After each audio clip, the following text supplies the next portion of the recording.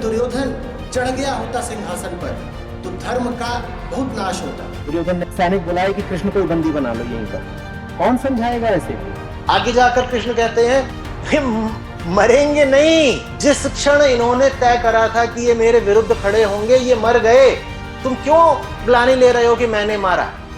अर्जुन को कोई युद्ध की निस्सारता थोड़ी ही दिखने लगी थी, उसके भीतर तो स्वजनों का मोह उठने लगा था। जो अपने खिलाफ जाने को तैयार हो, कृष्ण उसके लिए है। अब कृष्ण प्रयास करते हैं तो वो प्रयास कुछ ऐसा प्रबल होता है कि 20 शताब्दियां बीत चुकी हैं, लेकिन भगवत गीता सूरज की तरह आज भी चमक रही है।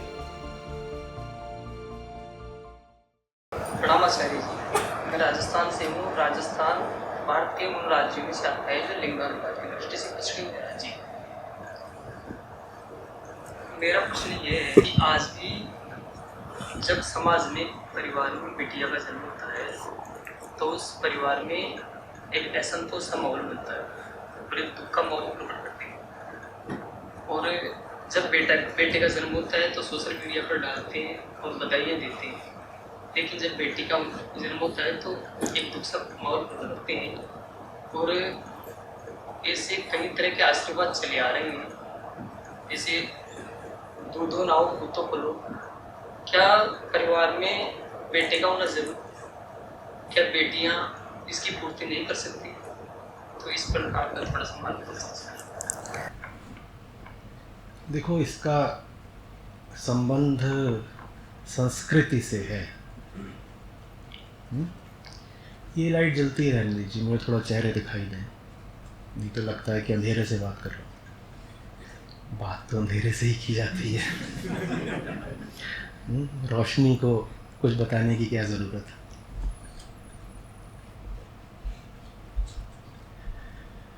भारत की विडंबना ये रही है कि यहाँ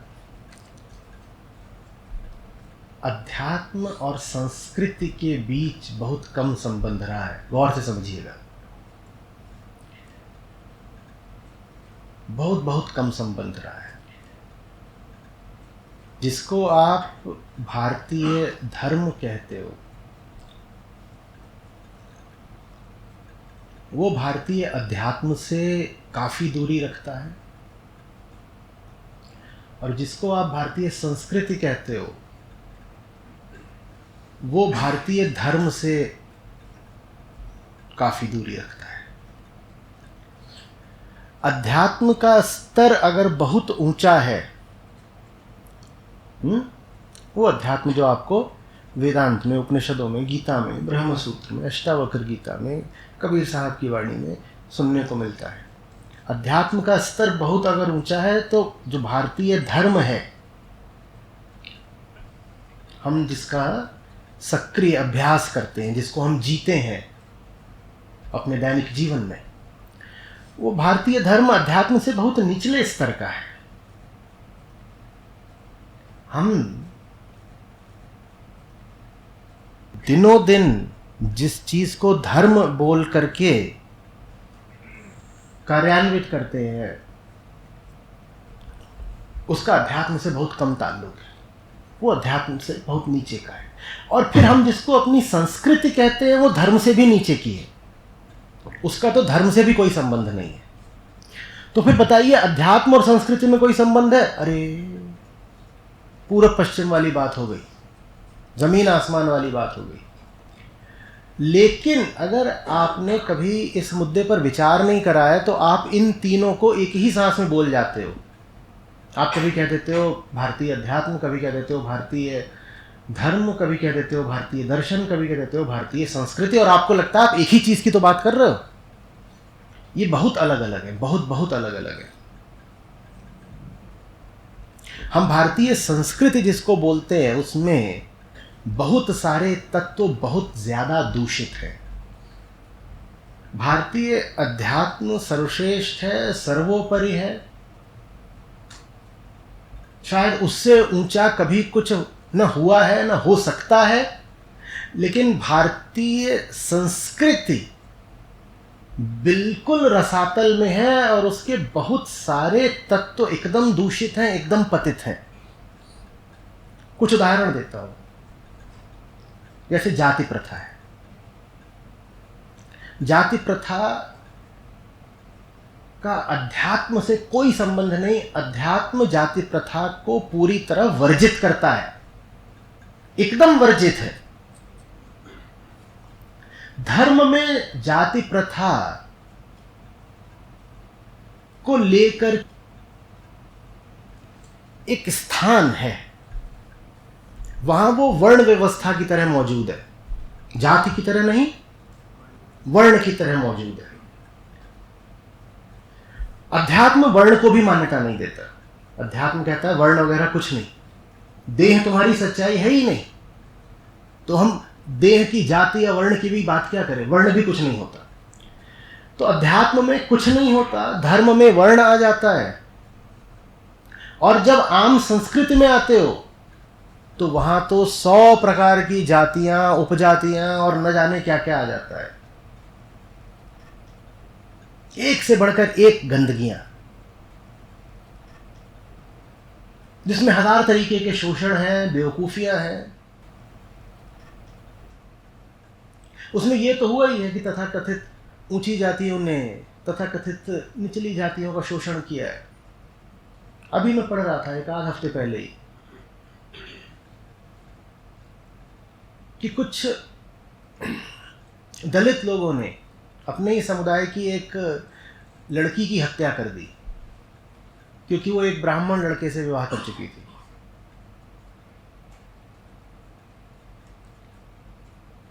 दलित समुदाय के कुछ लोगों ने अपनी एक लड़की की हत्या कर दी क्योंकि उसने एक ब्राह्मण से शादी कर ली थी। इस हद तक ये जाति व्यवस्था फॉसिलाइज हो चुकी है, इसने सबको जकड़ लिया है।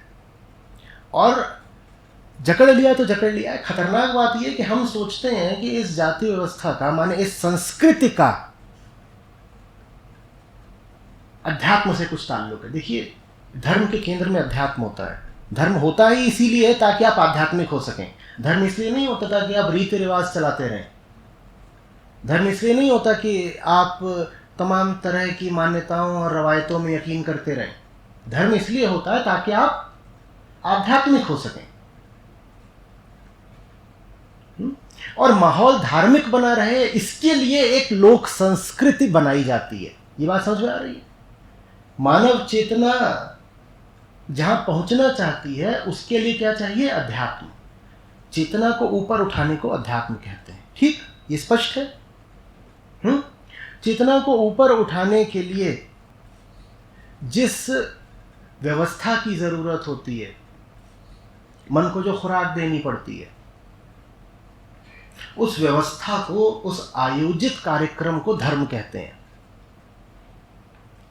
और सामाजिक स्तर पर, एक व्यापक तौर पर धर्म को प्रतिष्ठित करने के लिए लोगों के मन को जो आकार देना होता है उसको संस्कृति कहते हैं। मन को संस्कारित करना पड़ता है ताकि धर्म आगे बढ़े। जब धर्म आगे बढ़ेगा तब हमें अंतिम लक्ष्य की प्राप्ति होगी, जो है अध्यात्म। तो संस्कृति कितनी ठीक है और कितनी नहीं, इसका निर्णय बस सिर्फ एक बात से हो सकता है कि वो संस्कृति आपको आध्यात्मिक बनाती है या नहीं बनाती है, और वो जो संस्कृति है आपकी, वो आध्यात्मिक सिद्धांतों से मेल खाती है या नहीं खाती है। मैं कह रहा हूं भारत के साथ त्रासदी हो गई है। जिसको आप भारतीय संस्कृति या सनातन संस्कृति कहते हो, वो आध्यात्मिक सिद्धांतों से बिल्कुल मेल नहीं खाती। लेकिन फिर भी हम उसी संस्कृति को धर्म सम्मत समझ करके उसको आगे बढ़ाते रहते हैं। इतना ही नहीं, हम बार बार कहते हैं सनातन संस्कृति। सनातन संस्कृति थोड़ी ही सनातन होती है। संस्कृति नहीं सनातन होती। संस्कृतियां तो बनाई जाती हैं और संस्कृतियां हटाई भी जाती है। संस्कृति समय सापेक्ष होती है, समय के अनुसार उसको बदलना होता है। जो चीज समय के साथ नहीं बदल सकती वो बस एक है, मन की आत्मा से एक हो जाने की चाह। जब तक समय रहेगा तब तक मन में वो चाह रहेगी। बस वो एकमात्र चीज है जो सनातन होती है। तो सनातन धर्म भी फिर क्या हुआ? सनातन धर्म वो है जो मन को उसके द्वारा लक्षित आत्मा तक पहुंचा दे, उसको सनातन धर्म बोलते हैं। बाकी ये सब जो हम कूड़ा कचरा करते रहते हैं इधर उधर का, ये रवायत, वो कांड, ये अंधविश्वास, वो फूहड़ता, उसे धर्म नहीं कहते। मन को आत्मा तक ले जाना ये धर्म है। और मन आत्मा तक जाए इसके लिए एक अच्छा माहौल बना रहे, उसको कहते हैं सामाजिक संस्कृति। अब जिस संस्कृति में जाति प्रथा चलती हो और चलती ना हो, जहां लोग सोचते हो कि जाति प्रथा तो धर्म का हिस्सा है, सोचिए वो संस्कृति कैसी होगी। उस संस्कृति में कोई आध्यात्मिक तत्व तो है ही नहीं, लेकिन फिर भी हम उस संस्कृति को बचाने पे तुले हुए। इतना ही नहीं, आजकल राजनीतिक माहौल भी ऐसा बन गया है जिसमें संस्कृति को प्रधानता दी जा रही है। अगर सनातन संस्कृति को आगे बढ़ाना है, हिंदू संस्कृति जिंदाबाद। अरे उस संस्कृति को बदलने की जरूरत है, बढ़ाने की नहीं। अब समझिए कि ये जो बात इन्होंने कही कि लड़कों को प्रधानता दी जा रही है, लड़कियों की भ्रूण हत्या की जा रही है, वो सब क्या है? वो संस्कृति के दूषित और विकृत तत्व हैं। उनका धर्म से कोई ताल्लुक नहीं। और उनका अगर आप ताल्लुक जानना चाहते हैं किससे है, तो वो है विवाह की प्रथा से।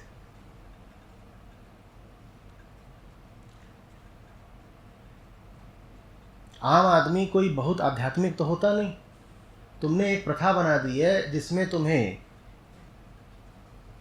अपनी लड़की को 18 साल, 25 साल, 30 साल खिलाना है, पिलाना है, पैसे खर्च करने हैं, बड़ा करना है, और फिर उसे कहीं और जा कर के अपना घर जमाना है। तो तुम कितने खुश हो जाओगे उसके जन्म लेने पर। बस बात इतनी सी है। माँ बाप को पता हो कि ये जो लड़की पैदा हुई है ये हमारे काम आएगी, तो कोई नहीं करेगा भ्रूण हत्या। खत्म बात। अस्पतालों में जो नर्स आपकी सेवा करती है, आप उसके प्रति रोष से और क्षोभ से भरे होते हो,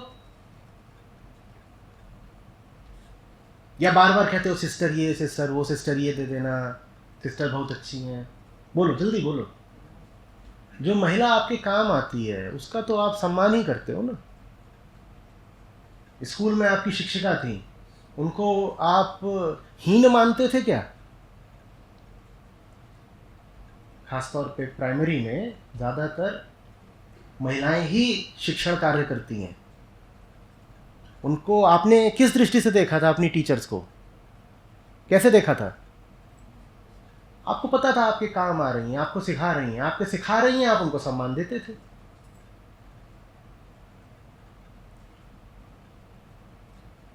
चिकित्सा के पेशे में डॉक्टर्स बहुत सारी महिलाएं होती हैं, उनके सामने अदब से बैठते हो कि नहीं बैठते हो?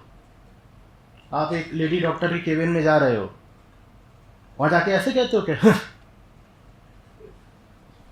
ये तो एक बस यूं ही अदनी सी नावाकुल महिला है। वो बोलेगी लेट जाओ, तुरंत लेट जाओगे, अभी एकदम खट से लेटोगे, और सर्जन है तो पेट फाड़ देगी और फड़वा भी लोगे। तब लिंग भेद कहां चला जाता है? तब कहां चला जाता है? तो लिंग भेद कुछ नहीं होता। बात सारी स्वार्थ की है। ऐसा नहीं है कि हम एक लिंग को नीचे और दूसरे को ऊपर समझते हैं। जहां कोई लिंग काम आ रहा होता है वहां हम उसके सामने हाथ जोड़ लेते हैं। इंदिरा गांधी प्रधानमंत्री थी, तुम उनके साथ बेअदबी कर सकते थे क्या? कर सकते थे। कांग्रेस में आज भी हाईकमान का चलता है, भले ही उनके पास कोई औपचारिक पद हो चाहे ना हो, हाईकमान का चल रहा है तो चल रहा है। मजाल है किसी की? वहां पत्ता भी खड़क सकता है बिना उनकी मर्जी के, और महिला ही तो है। तो बात इसकी नहीं है कि हमें ऐसा लगता है कि महिलाएं नीची होती हैं। बात सारी आर्थिक है, बात स्वार्थों की है। जो बच्चा तुम्हारी प्रथा ने तय कर दिया है कि तुम्हारे घर से निकल जाएगा, तुम उस बच्चे पर ज्यादा ध्यान क्यों दोगे? मुझे बता दो, बताओ ना। उसको तो निकलना है, और निकलना ही नहीं है, उसे बहुत सारा पैसा लेके निकलना है। एक तो पैदा हो गई निकलने के लिए, ऊपर से जितनी मेरी संचित जमा पूंजी थी ये लेके निकलेगी। तुम्हें कितनी खुशी हो जाएगी। साधु संत तो होता नहीं आम आदमी। आम आदमी तो अपने स्वार्थ देखता है। एक तो लड़की पैदा हुई, वो भी हो सकता है घर की दूसरी तीसरी लड़की हो, वो माथा पकड़ लेता है, कहता लुट गया। उसे लड़की से कोई समस्या नहीं है। समस्या तो छोड़ दो, प्राकृतिक तौर पे पिताओं का पुत्रियों के प्रति ज्यादा स्नेह होता है। अगर आर्थिक अड़चन ना हो तो लड़की बाप को बहुत प्यारी होती है, लेकिन आर्थिक अड़चन बहुत बड़ी खड़ी कर दी है हमारी संस्कृति ने, बहुत बड़ी। पराया धन है, शादी करके इसको भेज देना, इत्यादि इत्यादि। इतनी बड़ी आपने अड़चन खड़ी कर दी कि बाप अपना सारा स्नेह फिर भूल जाता है, फिर कहता है अबॉर्शन। माँ भी यही कहती है, अबॉर्शन। माँ का उसमें क्या कुछ कम योगदान होता है?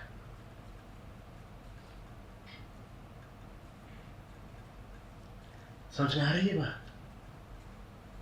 ये जो संस्कृति है ना हमारी, इसको बहुत बदलाव की जरूरत है। बार बार ये मत सोच लिया करो कि अरे ये तो धर्म से आ रही है।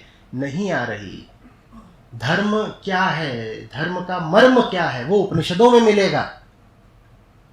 आप जिस संस्कृति का पालन कर रहे हो उसको धर्म मत मान लिया करो। कि घूंघट तो डालना होता है ना, तो हमारे धर्म की बात है। घूंघट का धर्म से क्या संबंध है भाई? घूंघट का धर्म से क्या संबंध है? ये क्या है? मासिक धर्म के समय में महिलाएं खाना नहीं बनाएंगी, कमरे से नहीं निकलेंगी, मंदिर नहीं जा सकती। क्यों? ये तो हमारे धर्म की बात है ना। कौन सा धर्मशास्त्र है जो इन बातों में घुसता है? शास्त्र किसको बोलते हैं अच्छे समझ लीजिए। जो मन की, अहम की, वृत्तियों की और आत्मा की बात करे बस उसको शास्त्र बोलते हैं।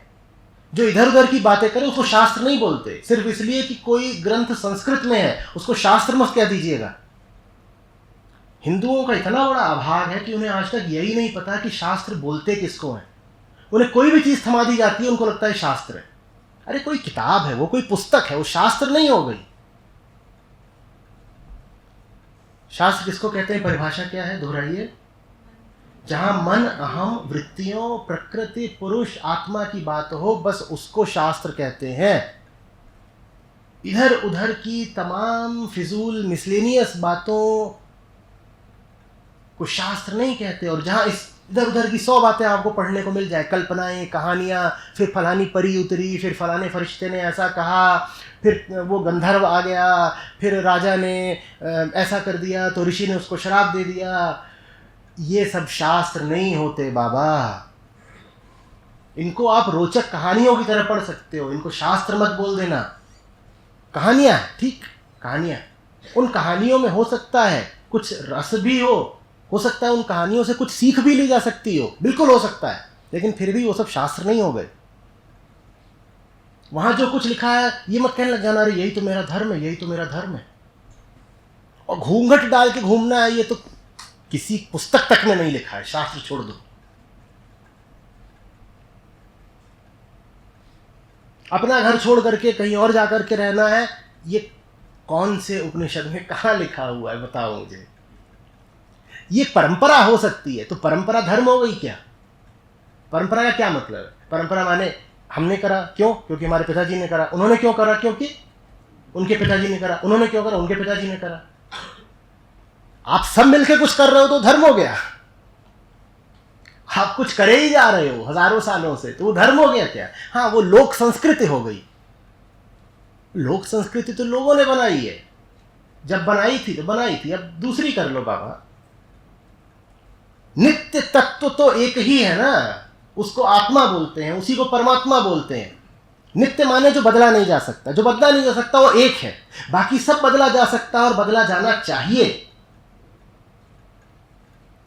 तुमने उस एक नित्य सत्य के अलावा अगर किसी को बदलने से इनकार कर दिया तो तुमने उसको किसका स्थान दे दिया? सत्य एक है, ठीक, और वही है जो अपरिवर्तनीय है, वो बदल नहीं सकता, ठीक। अब मैं कहूं कि मैं इसको नहीं बदलूंगा, तो मैंने इसको किसका दर्जा दे दिया? ये गलत कर दिया ना, तो मुझे इसको बदलना चाहिए। इसी तरीके से संस्कृति सत्य नहीं होती, उससे समय समय पर बदलती तो रहती ही है भाई। कौन कहता है नहीं बदलती? आप ऐसी ही संस्कृति में चल रहे हो जैसी 50 साल पहले थी। जो आज संस्कृति के बड़े पुरोधा और पैरोकार बन के घूम रहे हैं और नारे लगाते हैं, वो भी क्या उसी संस्कृति का पालन कर रहे हैं जो 50-100 साल पहले चलती थी? जल्दी बोलो। तो संस्कृति बदल ही रही है। जब बदल ही रही है तो उसे ढंग से ही बदल डालो ना। किसी समय पर तो सती प्रथा भी आपकी संस्कृति का अंग होती थी कि नहीं होती थी? तो भाई संस्कृति तो बदलनी ही नहीं चाहिए। चलो सती प्रथा भी रखते हैं सती प्रथा। How exciting. संस्कृति तो बदलनी ही नहीं चाहिए। और संस्कृति में तो फिर सब कुछ आता है, खान पान, पहनना ओढ़ना। ये मोमोज और मंचूरियन कहाँ से आ गए? ये जितने संस्कृतिवादी हैं, मैं इनसे बात कर रहा हूं, ये तुमने मुंह में नाचोस डाले कैसे? बाहर निकाल। चिप्स लेके घूम रहा है, संस्कृति कहाँ गई तेरी? भारतीय संस्कृति में चिप्स कब थे बताइए? कौन से ऋषि ने, देवता ने, गंधर्व ने, किन्नर ने, यक्ष ने चिप्स का पान करा था? बोलो, करा था किसी ने? तो तूने चिप्स कैसे खाए? इसका चिप्स छीनो अभी। इनको चाइनीज भी खाना है, इनको मैक्सिकन भी खाना है, लेकिन जहां मौका मिले नारा बहुत जोर से लगाना है, भारतीय संस्कृति।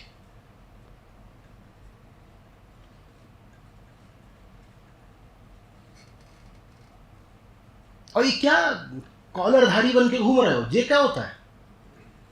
और तुम कुर्ता पजामा मत पहन लेना। कुर्ता पजामा भी मुसलमान लेकर के आए थे। तुमको तो वही करना है ना जो आदिकाल से होता आ रहा है। तो आदिकाल में क्या पहना जाता था? लंगोट। भाई संस्कृति पे चलना है। ये क्या तुम नीचे ये ट्राउजर्स कस करके आ गए हो जी? हमारे देवता अवतार ये सब थोड़ी धारण करते थे।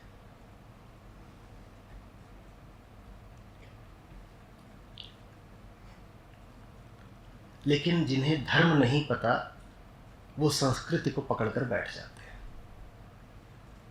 और जिन्हें अध्यात्म नहीं पता वो धर्म को पकड़कर बैठ जाते हैं। अच्छे समझना, असली चीज क्या है? अध्यात्म।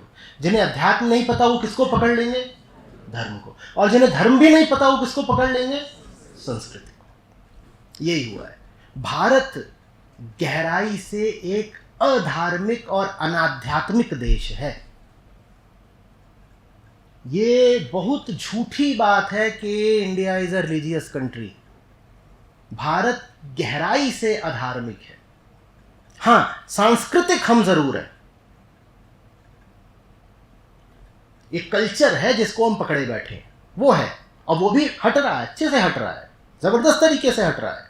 उसका भी हम ऊपर ऊपर उस पाखंड ही कर रहे हैं, हट तो वो भी रहा है।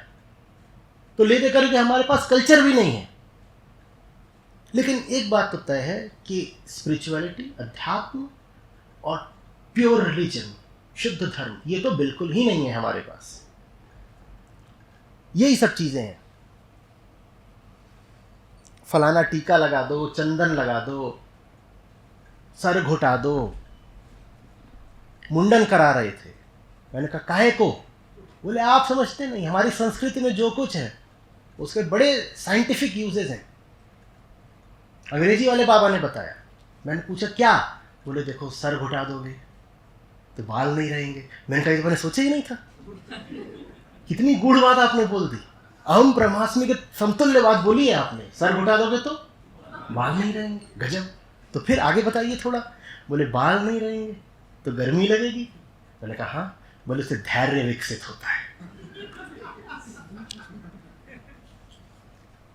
तितिक्षा, तितिक्षा का क्या मतलब है? सुख दुख, भूख प्यास और धूप छांव में एक सा रहना। तो उसके बाल इसलिए हटाए जाते हैं ताकि उसमें तितिक्षा विकसित हो। धन्य महाराज। बताया किसने? बोले हैं उन्होंने बताया।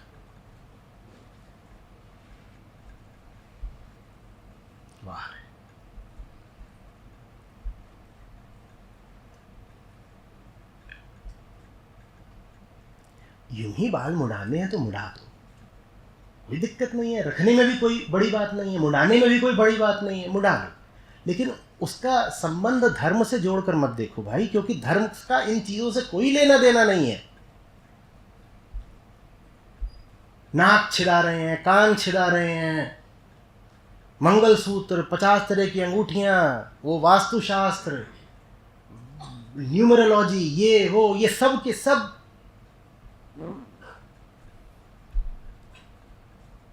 और जितने ज्योतिष वाले हैं जो बताते हैं कि माइंड रीडर घूम रहे हैं, देख के बता देंगे माइंड में क्या चल रहा है।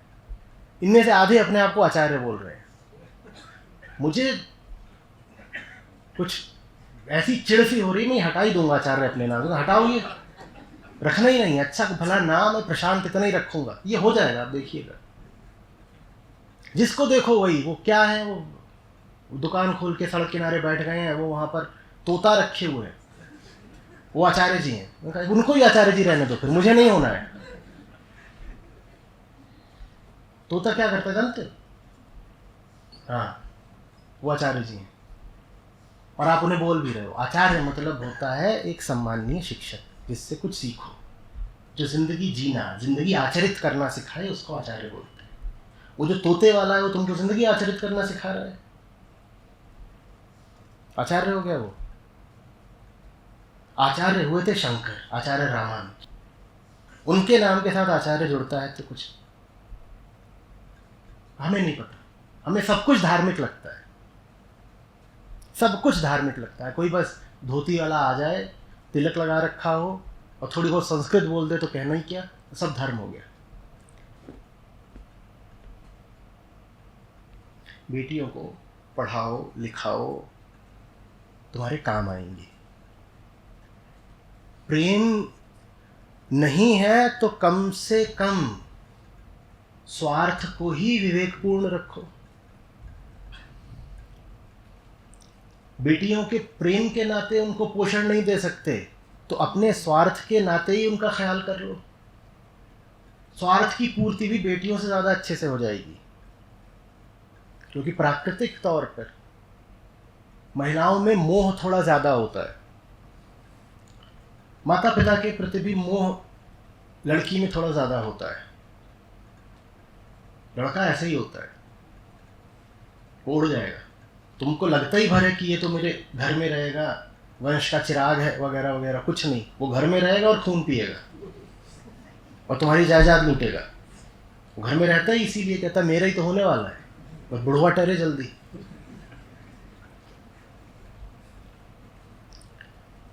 लड़की सेवा कर देती है, वो ज्यादा काम आती है। तो अपने स्वार्थ के लिए ही सही लड़की की बेहतर देखभाल कर लो।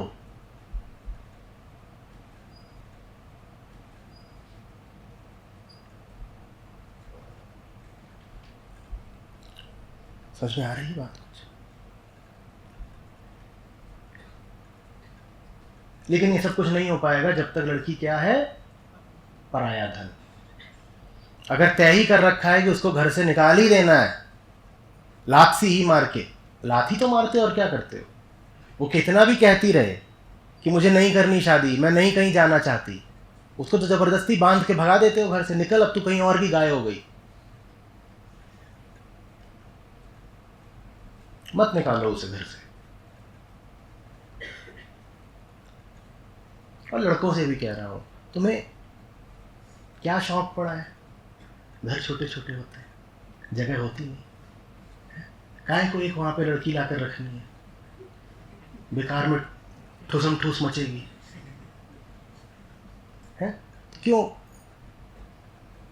इससे अच्छा उसको उसके घर रहना, तो तुम अपने घर में रहो, महीने में एक बार कहीं घूम आया करो। थोड़ा इंद्रिय संयम भी बना रहेगा और प्रेम भी बचा रहेगा। रोज रोज एक दूसरे का मुंह देखते हो फिर नोचते हो, इससे कहीं बेहतर है वो अपने घर में रहे, तुम अपने घर में रहो, कभी कभार मिल लो शाम को, अच्छा लगेगा ना। प्रेमियों की तरह मिलोगे, पति पत्नी की तरह नहीं मिलोगे। फिर सोचो हस्बैंड वाइफ भी डेट पर जा रहे हैं, अच्छी बात है कि नहीं है? पहले से तय करो कि आज मिले क्या, शाम को आ जाके खाना वाना खाते हैं। मजाक भर नहीं कर रहा हूँ, मजाक की थोड़ा आगे की बात है। और अब कुछ ऐसा भी नहीं है कि अलग अलग शहरों में है तो कैसे मिले। अब तो सुपर एक्सप्रेस भी है, 300-400 किलोमीटर भी है तो भी 2-4 घंटे में पहुंच जाओगे। ट्रेन ले लो, फ्लाइट ले लो, महीने में एक बार की बात है, नहीं तो 2 महीने थोड़ा ज़्यादा संयम बना रहेगा।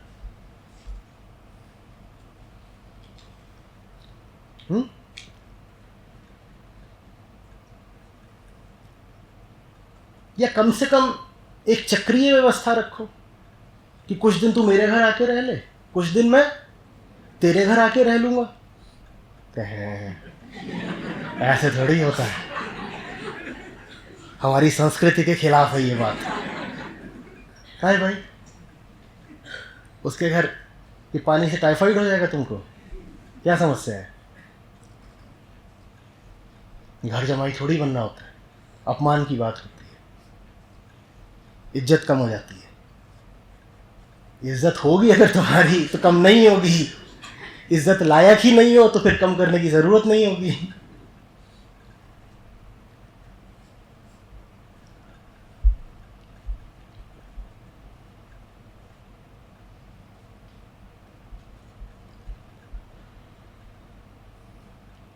बैंक अकाउंट अलग अलग रखो ताकि लड़की को ये अधिकार रहे कि अपना पैसा अपने माँ बाप के ऊपर भी खर्च कर सके, लेकिन उसके लिए पहले कमाना पड़ेगा।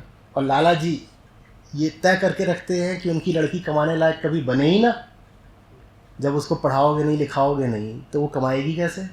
जब उसके दिमाग में बचपन से ही ठूस दोगे कि तुझे तो गाय बनना है, बछड़े जनने हैं, दूध देना है, तो काहे को कमाएगी? लड़की को इस लायक बनाओ कि वो कमाए। जो कमाएगी तो उसकी कमाई लाला जी तुम्हारे भी काम आएगी।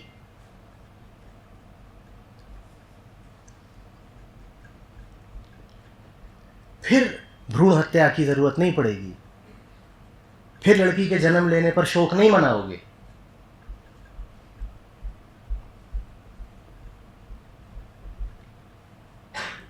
और फिर लड़कियों का मानसिक स्वास्थ्य भी ठीक रहेगा।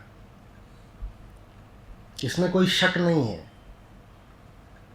कि लड़कों की अपेक्षा आमतौर पे लड़कियों का मानसिक विकास भी ठीक से नहीं होता।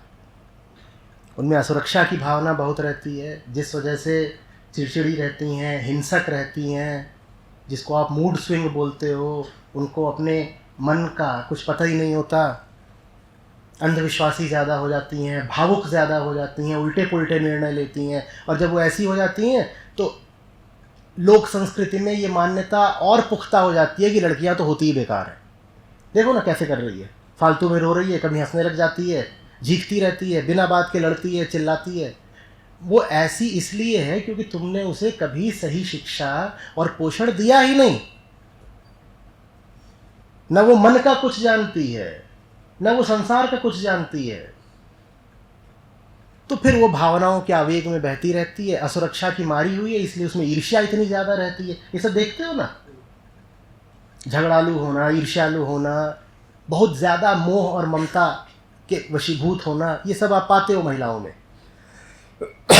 और जब आप देखते हो कि कोई महिला इस तरीके से निम्न कोटि का व्यवहार कर रही है तो आप कहते हो औरत है ना इसलिए ऐसा कर रही है। वो औरत होने के नाते ऐसा नहीं कर रही, वो इसलिए कर रही है क्योंकि तुमने उसे कभी ठीक से शिक्षित ही नहीं किया। और शिक्षा उतनी नहीं है जो स्कूल कॉलेज में मिलती है।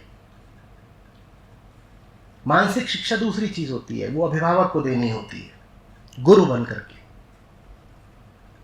गुरु हम लड़कों को ही नहीं देते, लड़कियों को क्या देंगे?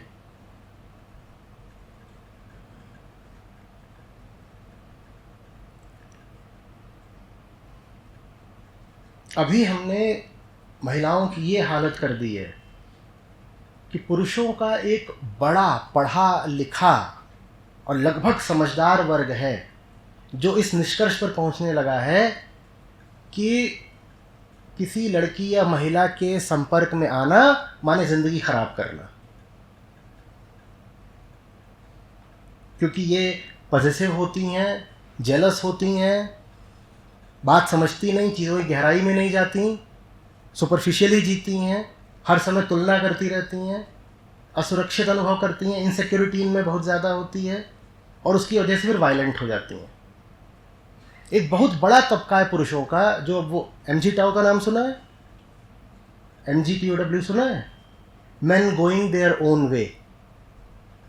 एक छोटा सा तबका है, पर ये मुहावरा प्रचलन में आ चुका है। वो कहते हैं हमें इनसे कोई संबंध ही नहीं रखना, ये बहुत परेशान करती हैं, खोपड़ी खा जाती हैं, ज़िंदगी नर्क कर देती हैं। उसकी वजह क्या है? उसकी वजह है ये अभिभावक। बार बार बोलता हूं मैं कि गर्भ से जन्म तो एक पशु का होता है। उस पशु को अगर तुम सही से परवरिश नहीं दोगे तो वो पशु ही रह जाएगा। परवरिश में श्रम लगता है, धन लगता है, ध्यान लगता है, प्रेम लगता है। न तुम श्रम करना चाहते, न धन खर्च करना चाहते, प्रेम तुम्हारे पास है नहीं, तो लड़की फिर सदा अर्धविकसित ही रह जाएगी। और अर्धविकसित होने का अर्थ होता है अर्धविकसित होना।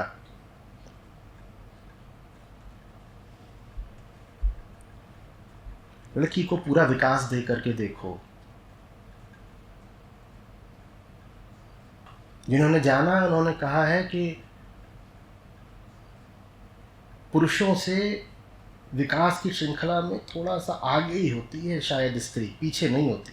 शायद कर्मभूमि है जिसमें प्रेमचंद कहते हैं कि पुरुष जब आंतरिक विकास में आगे बढ़ने लगता है तब वो कुछ कुछ स्त्री जैसा होने लगता है।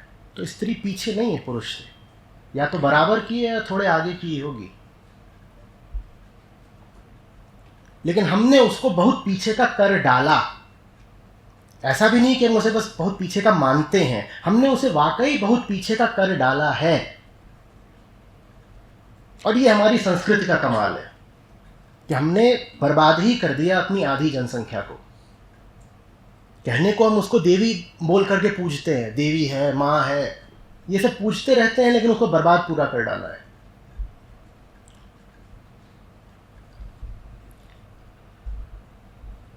पूजने से नहीं होगा, पोषण दो उसे। पूजा नहीं, पोषण चाहिए, शारीरिक, आर्थिक, मानसिक, आध्यात्मिक, उसे पोषण दो। बात आ रही है समझ में?